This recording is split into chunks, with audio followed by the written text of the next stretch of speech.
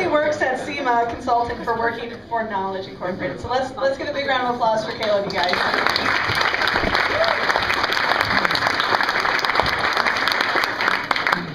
So when I was in college, I noticed that when people met students for the first time, they usually asked two questions. One, what are you studying? And two, what are you going to do with that? And that might look like this. What are you studying? Engineering. What are you going to do with that? Design hydraulic motors. Oh, interesting. For me, of course, this went a little differently. For me, it went like this. What are you studying? Philosophy. What are you going to do with that? We chuckle, of course, because there's not a lot of career opportunities for a guy with a BA in philosophy. You can't just run right out and be Bear Stearns staff ethicist. You really might need one. It's up there in like the trifecta, the triumvirate of useless degrees with history and English lit. Right? Yeah, all right. There's my history guy. So, but here's the first piece of philosophy I want to lay on you tonight. Right? The vocational value of education is not the only kind of value that education has. Okay? So I think there are two really important things that philosophy does. First, philosophy teaches us how to think really well, how to think accurately, thoroughly, deeply, critically. And if we're going to face the kind of challenges that we confront as individuals, as communities, as a nation, etc., we need people who can think well.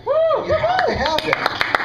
And secondly, philosophy teaches us about the ideas that our society is built on. Right? I think every society is built around a set of ideas that underpin it, that undergird it.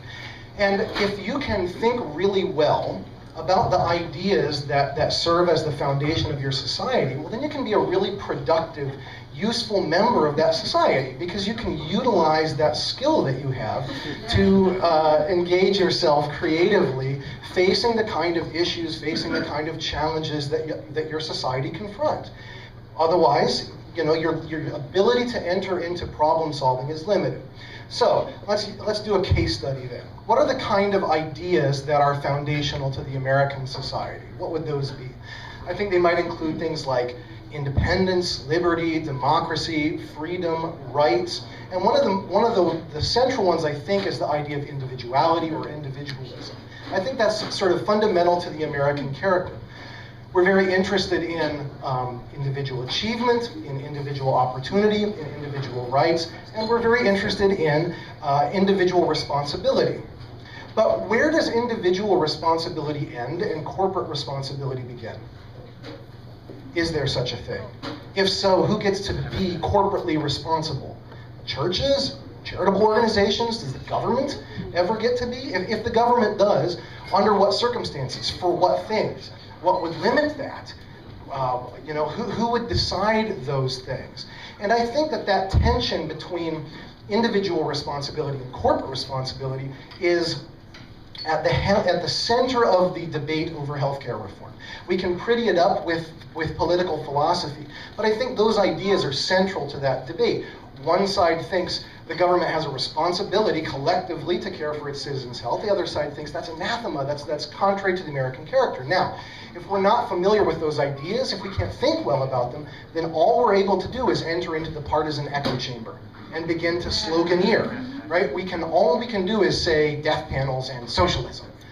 But when we engage in that kind of rhetoric, right, we demonstrate that we're not really in control of the ideas. Socialism is an idea. And when we begin to bandy about terms like socialism, right, or fascism, remember our former president, we begin to muddy the waters of dialogue. We begin to misapply those ideas. And when we misapply ideas like that, we're not really talking about the things we should be talking about anymore. We're not really talking about the ideas that are foundational to the problems that we have. Then what we get is gridlock. We get stalemate. We make no progress on the things that we need to make progress on. That's awful. We can't do that. We need to be able to engage with ideas and move forward. Now, Socrates understood this, right? When Socrates understood that ideas are important, right? He attacked ideas. He wasn't doing so in a way to break them down. What Socrates wanted to do, right, the first modern philosopher, what Socrates wanted to do was just examine those ideas, because ideas count, ideas matter, ideas are the fundament of the corporate life of the nation. And when Socrates was on trial, his accusers said, listen, will you just please stop questioning everything all the time? That's what got him in trouble. And what he said was, the unexamined life is not worth living. Right? The phrase launched 1,000 diaries. But he wasn't talking about diary when he said the examined life. And he wasn't talking about the kind of narcissistic navel-gazing that happens on Facebook. That's not the examined life. The examined life is the one where we take all of our values, ideas, our most closely held beliefs, we take the things we take for granted, we hold them up to the light of reason, we think about them, we ask ourselves, is this rational, is this reasonable, why should I believe this, does this have merit, does this have value, which can be terrifying. It's easier to just rest safely in our own preconceptions. But when we do this, we'll do one of two things. Either one, we'll come away from that process with a greater appreciation for the truth we know, or what's better, according to John Stuart Mill, we'll have the opportunity to exchange error in our thinking for truth.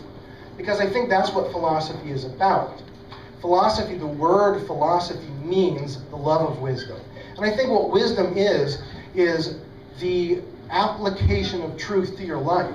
In your everyday life, the application of truth to your life. It's truth lived out. I think that's what wisdom is. And so I think we should all become philosophically literate, at least, because we all should be desiring to live out the truth, to live well. I have a couple of recommendations for ways that you might do that, but the key is become familiar with the, I couldn't do this if I didn't put a book up, it's just a habit. So become familiar with the ideas, right? And become familiar with how to apply those ideas, because that's the value of philosophy. It's knowing the truth, applying it in our lives so that we can live well.